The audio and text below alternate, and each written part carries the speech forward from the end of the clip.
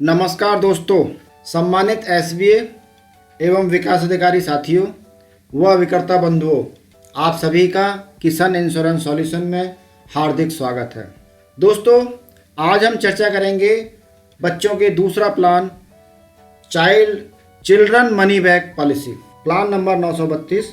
इससे चर्चा करने से पहले मेरी आपसे गुजारिश है कि यदि अभी तक आपने हमारा ये चैनल सब्सक्राइब नहीं किया है और सब्सक्राइब आपकी स्क्रीन पर रेड कलर से लिखा हुआ है तो उसको दबा दें, सब्सक्राइब कर दें। साथ ही सामने बेल बटन है, उसको दबा दें, जिससे आने वाले जो वीडियो हैं आपको पर्सनलाइज रूप से आपको तुरंत मिल जाएं। आप उनको देख करके अपना ज्ञानवर्धन करें और व्यवसाय में तरक्की करें, ऐसी हमारी कामना है। तो चलिए दोस्तों, शुरू करते हैं आज का plan children money back plan number 932। Children money back plan को हम कई स्टेप में करेंगे चर्चा। इसको नंबर 1 इसकी एलिजिबिलिटी कंडीशन और रेस्ट्रिक्शंस के बारे में देखेंगे, उसका बाद ऑप्शनल राइडर बेनिफिट्स देखेंगे, सर्वाइवल बेनिफिट के बारे में चर्चा करेंगे, मैच्योरिटी बेनिफिट के बारे में चर्चा करेंगे, डेथ बेनिफिट को देखेंगे, उसके बाद पॉलिसी लोन और पॉलिसी सरेंडर के बारे में बताएंगे और अदर फीचर्स को बताते हुए लास्ट में मार्केटिंग पे चर्चा करेंगे। तो दोस्तों, शुरू करते हैं। एलिजिबिलिटी कंडीशन एंड रेस्ट्रिक्शंस क्या हैं इस प्लान की। एलिजिबिलिटी कंडीशन का जहाँ तक सवाल है, इसमें बच्चे की एज यानी बच्चा जैसे पैदा होगा 0 दिन का होगा, यानी 1 दिन का भी नहीं, 0 दिन का, यानी पैदा होते ही ये पॉलिसी हो सकती है। और मैक्सिमम जो इसकी एंट्री एज है वो 12 साल कंप्लीट हो जानी चाहिए, यानी कि 13 साल का बच्चा जब तक नहीं होगा तब तक ये पॉलिसी दी जा सकती है। 13 साल का जैसे बच्चा कंप्लीट होगा तो नहीं दे सकते, क्योंकि 12 साल लास्ट बर्थडे पर है, तो हम इस पॉलिसी को 13 साल पूरे होने से 1 दिन पहले भी पॉलिसी को दिया जा सकता है। मैक्सिमम मैच्योरिटी एज जो है इसमें 25 ईयर एज होती है, यानी जैसे बच्चे की एज 25 साल हो जाएगी ये पॉलिसी मैच्योर हो जाएगी। और जहाँ तक पॉलिसी टर्म का सवाल है, 25 जो एज है, तो पॉलिसी टर्म एज में से जो 25 साल है उसमें से जो आज की एज घटा दी जाएगी तो वो पॉलिसी का टर्म बचेगा। जैसे कि मान लीजिए बच्चा 1 साल का है जिस समय पॉलिसी की जा रही है, तो पॉलिसी का टर्म कितना होगा, 25 - 1 बराबर 24 साल की पॉलिसी होगी, क्योंकि 1 साल का बच्चा है, 24 साल और पॉलिसी चलेगी, तो 25 साल का जैसी एज होगी पॉलिसी मैच्योर हो जाएगी। प्रीमियम पेइंग टर्म का जहाँ तक सवाल है, इसमें प्रीमियम पेइंग टर्म भी उतना ही होता है जितना पॉलिसी का टर्म होता है। तो इसमें 25 में से एज एट एंट्री अगर घटा देंगे तो उसका प्रीमियम पेइंग टर्म आ जाएगा। फॉर एग्जांपल अगर 25 में से 1 घटा देंगे तो 24 साल प्रीमियम इसमें देना होगा। Minimum basic sum assured 1 lakh रुपए है। मैक्सिमम बेसिक सम एश्योर्ड की कोई लिमिट नहीं है, लेकिन जो बेसिक सम एश्योर्ड जो बढ़ेगा वो 10,000 के मल्टीपल में बढ़ेगा। मोड ऑफ प्रीमियम का पेमेंट का जो yearly, half yearly, quarterly, monthly, चारों मोड इसमें एप्लीकेबल हैं, लेकिन मंथली मोड केवल नेच और एसएसएस में ही हो सकता है। इसमें जो रिक्वायरमेंट होती है फॉर्म नंबर 360, यानी 0 दिन के बच्चे से लेकर के 12 साल के कंप्लीट बर्थडे तक जो उसका फॉर्म है वो 360 लगेगा। साथ में बच्चे का फ़ोटो लगेगा और प्रपोजर का भी फ़ोटो लगेगा। Birth certificate issued by municipal corporation, और गांव में देखा जाए तो पंचायत सेक्रेटरी से जो बर्थ सर्टिफिकेट बनता है वो बर्थ सर्टिफिकेट इसमें लगेगा अगर बच्चे की एज 5 साल से कम है।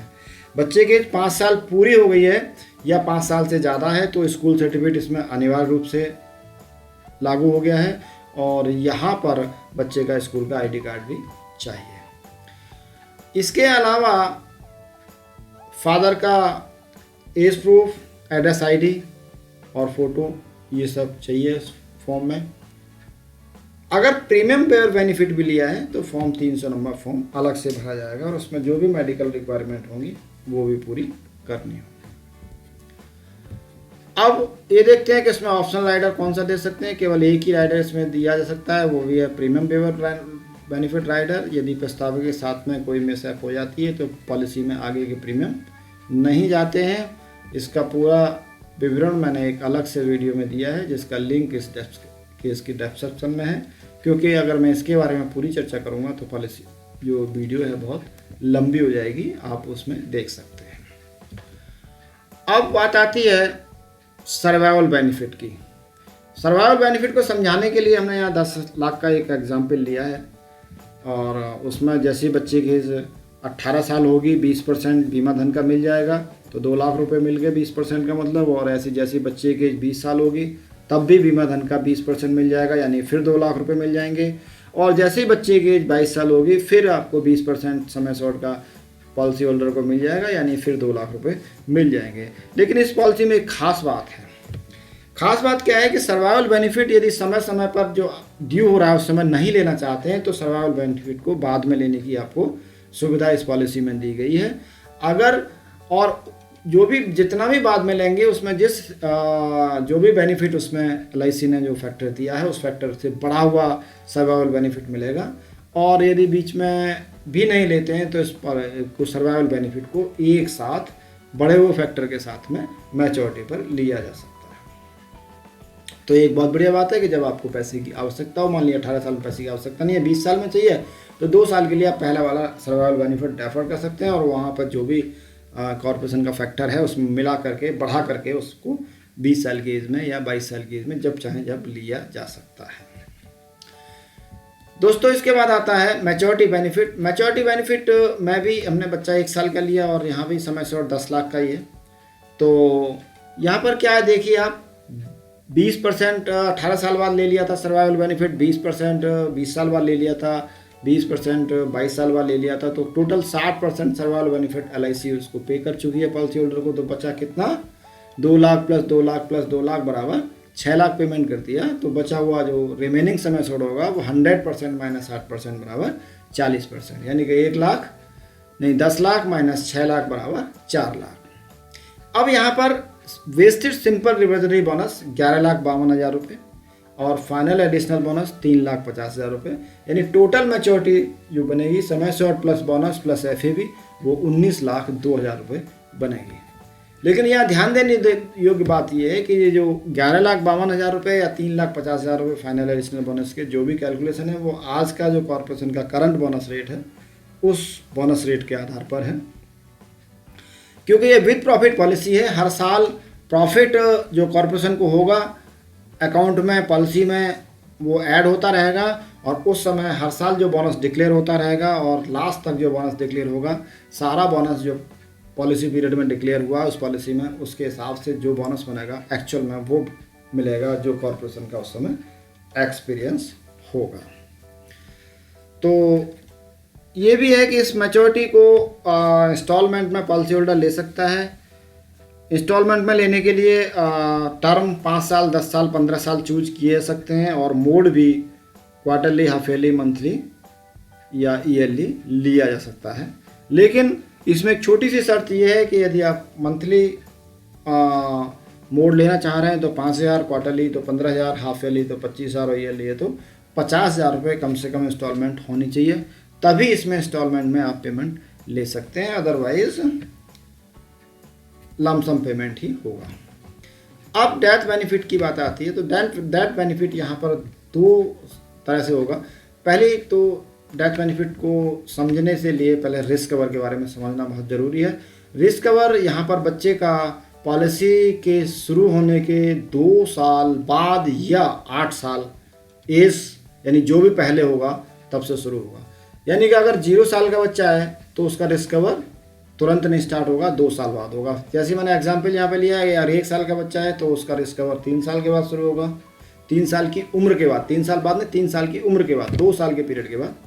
ऐसे 3 साल का अगर बच्चा है तो 2 साल के पीरियड के बाद यानी 5 साल के एज से शुरू होगा। 7 साल का बच्चा है तो यहाँ पर थोड़ा समझने योग्य बात यह है कि 7 साल के बच्चे को 2 साल का वेटिंग पीरियड नहीं होगा। क्यों कि यहाँ पर 8 साल पहले पड़ गया, उसमें लिखा हुआ है कि 2 साल पॉलिसी चालू होने के 2 साल बाद या 8 साल उम्र पूरी होने, जो भी पहले पड़ेगा। तो यहाँ पहले क्या पड़ जा रहा है, 7 में अगर 2 जोड़ते हैं तो 9 साल, लेकिन पहले 8 साल एज पड़ जा रहा है तो तुरंत 1 साल के बाद इसमें डिस्कवर स्टार्ट हो जाएगा और 8 साल का बच्चा है तो तुरंत ही डिस्कवर स्टार्ट हो जाएगा। तो यहाँ पर अगर डिस्कवर स्टार्ट नहीं हुआ है उन 2 सालों में, ऐसी स्थिति में क्या LIC पे करेगी उसके बारे में चर्चा करना बहुत ज़रूरी है।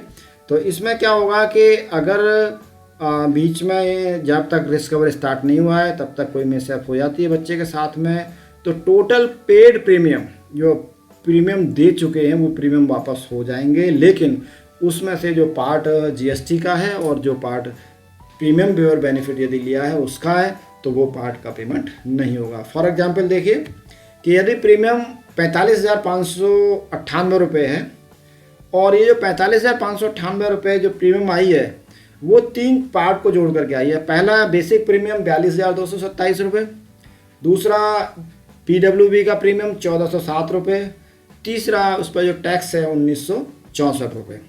तीनों को मिला करके अमाउंट आई 45,598 रुपये। अब इसमें जब अगर डेथ हो जाती है 1 साल के बाद पॉलिसी की, 1 साल के अंदर जब तक दूसरा प्रीमियम जमा नहीं हुआ है, तो केवल 42,227 जो बेसिक प्रीमियम है वो रिफंड होगा। जो जीएसटी का अमाउंट है, जो पीडब्ल्यूबी का अमाउंट है, वो रिफंड नहीं होगा। अब आती है बात, अगर रिस्कवर स्टार्ट हो जाता है, रिस्कवर स्टार्ट कब होता है? 8 साल की एज हो जाए या पॉलिसी को चलते हुए 2 साल हो जाए। तो ऐसी स्थिति में क्या मिलेगा? जितना सम एश्योर्ड ऑन डेथ है वो मिलेगा और वेस्टेड सिंपल रिवर्सरी बोनस है जो जब तक जुड़ गया है वो मिलेगा, और फाइनल एडिशनल बोनस है यदि एप्लीकेबल है, यदि वहाँ पर है तो वो मिलेगा। अगर आप इसको देखते हैं कि सम एश्योर्ड ऑन डेथ यहाँ पर क्या है। Sum assured on death defined as higher of basic sum assured, यानी कि यहाँ जितने का बीमा किया है उतना ही सम एश्योर्ड होगा, या जो एनुअलाइज प्रीमियम है उसका 7 गुना, इसमें से जो भी ज़्यादा हो तो बट नेचुरल है यही ज़्यादा होगा। Higher sum assured basic sum assured, तो बेसिक सम एश्योर्ड मिलेगा। और साथ में इसमें भी एक चीज़ और दी गई है कि यहाँ पे भी इंस्टॉलमेंट में डेथ बेनिफिट को लिया जा सकता है, उसी तरह से 5, 10 और 15 साल में, और वही mode quarterly, half yearly, yearly, monthly, और शर्त के साथ कि monthly 5,000, quarterly 15,000, half yearly 25,000, yearly 50,000 से कम इंस्टॉलमेंट नहीं बननी चाहिए। अगर बनेगी तो फिर इंस्टॉलमेंट में नहीं मिलेगा।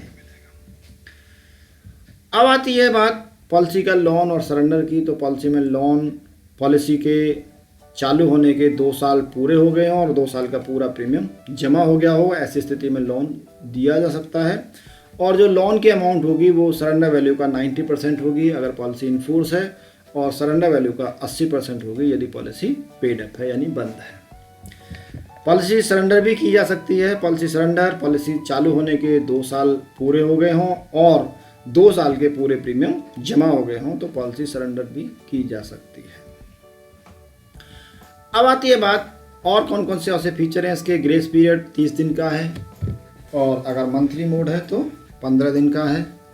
पॉलिसी में रिवाइवल की स्थिति आती है कब? जब स्थिति आती है जब प्रीमियम 6 महीने तक एफयूपी से 6 महीने तक नहीं जाता है तो पॉलिसी लैप्स हो जाती है। ऐसी स्थिति में एफयूपी से अगले 5 साल तक कभी भी पॉलिसी को रिवाइवल कराया जा सकता है, उसका सारा प्रीमियम और उस पर जो इंटरेस्ट बैठा है उसके साथ में अगर डीजीएस की आवश्यकता है, डिक्लेरेशन ऑफ गुड हेल्थ, और या मेडिकल सर्टिफिकेट, या जो एलआईसी के अपॉइंटेड डॉक्टर के द्वारा, तो वो सारे लगा करके पॉलिसी को रिवाइव कराया जा सकता है with in 5 year. Backdating interest का जहाँ तक सवाल है, बैकडेटिंग इंटरेस्ट पॉलिसी को डेट बैक किया जा सकता है विद इन फाइनेंशियल ईयर। इनमें 3 महीने ऐसे हैं 4 महीने ऐसे हैं जिसमें 3 महीने तक का ब्याज नहीं लगेगा। 4 महीने कौन कौन से हैं? अप्रैल, मई, जुलाई, अगस्त में अगर 3 महीने भी बैक डेट पर होकर के इन महीनों में आ रही है 3 महीने तक, तो वहाँ पर 3 महीने तक कोई ब्याज नहीं लगेगा। और अगर इसके अलावा और कोई महीना है तो उसमें 1 महीने से पर कोई ब्याज नहीं लगेगा। इसके अलावा जो टाइम टू टाइम कॉर्पोरेशन के हैं उस हिसाब से बैकडेटिंग इंटरेस्ट लगेगा। सुसाइड क्लॉज इसमें एप्लीकेबल है पॉलिसी शुरू होने के 12 महीने के अंदर या पॉलिसी रिवाइवल होने के 12 महीने के अंदर कोई बच्चा सुसाइड कमिट करता है तो ऐसी स्थिति में पॉलिसी शुरू होने के 1 साल के अंदर करता है तो एक्स्ट्रा प्रीमियम को सभी को छोड़ करके प्रीमियम का केवल 80% तक एलआईसी देने के लिए विचार कर सकती है। और अगर पॉलिसी रिवाइवल की जहाँ तक बात है और पेड अप वैल्यू एक्वायर कर लिए तो ऐसी स्थिति में भी वहाँ पर पॉलिसी का पेड अप वैल्यू दिया जा सकता है। लेकिन ये सुसाइड क्लॉज 8 साल से छोटे बच्चों पर एप्लीकेबल नहीं है। अब आती है बात मार्केटिंग की, ये पॉलिसी कहाँ बेची जा सकती है। ये पॉलिसी बच्चों की पॉलिसी है, तो एक तो बहुत सारे लोग ये चाहते हैं कि बच्चे के नाम से ही पॉलिसी होनी चाहिए, तो वहाँ पर ये पॉलिसी बेची जा सकती है। दूसरा, हायर एजुकेशन के लिए भी पॉलिसी बेची जा सकती है, क्योंकि 18 साल, 20 साल, 22 साल की एज में पैसा मनी बैक के रूप में वापस आता है, साथ में 25 साल की एज पे मैच्योरिटी होती है। तो ऐसी स्थिति में बच्चों के हायर एजुकेशन के हिसाब से भी इसमें पैसा जोड़ा जा सकता है। तीसरा सबसे बड़ा कारण है जो अच्छे अच्छे बिजनेसमैन करते हैं कि फ़ंड क्रिएशन, कि बच्चे के नाम से एक फ़ंड क्रिएट हो जाए और प्रीमियम भी जाता रहे, और उसके बाद में जैसे बच्चे की 25 साल की हो तो बड़ी पॉलिसियों में अच्छा खासा अमाउंट बन जाता है, करोड़, 2 करोड़, 4 करोड़, 10 करोड़, 20 करोड़, जैसी जैसी पॉलिसी होती है, तो उस हिसाब से वो अपनी किसी कंपनी में या किसी बिजनेस में पार्टनरशिप या शेयर उसमें खरीद लेते हैं उससे, और उसके वो बिजनेस स्टार्ट कर देते हैं। इसके हिसाब से भी इस पॉलिसी को बेचा जा सकता है, बच्चे की मैरिज के हिसाब से भी इसको बेचा जा सकता है। और अगर PWB दिया है इस पॉलिसी में, तो गारंटेड उसका फ्यूचर में जो पैसे आने हैं वो आएंगे। ऐसी स्थिति में इस पॉलिसी को दिया जा सकता है। जैसे 18 साल, 20 साल, 22 साल, 25 साल में पैसे जो आने हैं वो बिल्कुल निश्चित रहेंगे, क्योंकि अगर PWB दिया, अगर फादर के साथ प्रीमियम साथ हो गया, तब किसी को प्रीमियम देना नहीं है, लेकिन वो गारंटेड वो मिलना ही मिलना है। तो दोस्तों, ये थी पॉलिसी चिल्ड्रन मनी बैक। आपने समय दिया, देखी, समझा, इसके लिए आपको बहुत बहुत धन्यवाद। आगे फिर आपसे फिर मुलाकात होगी एक नए वीडियो के साथ में। तब तक के लिए इजाज़त, आपसे नमस्कार और साथ में धन्यवाद, धन्यवाद, धन्यवाद।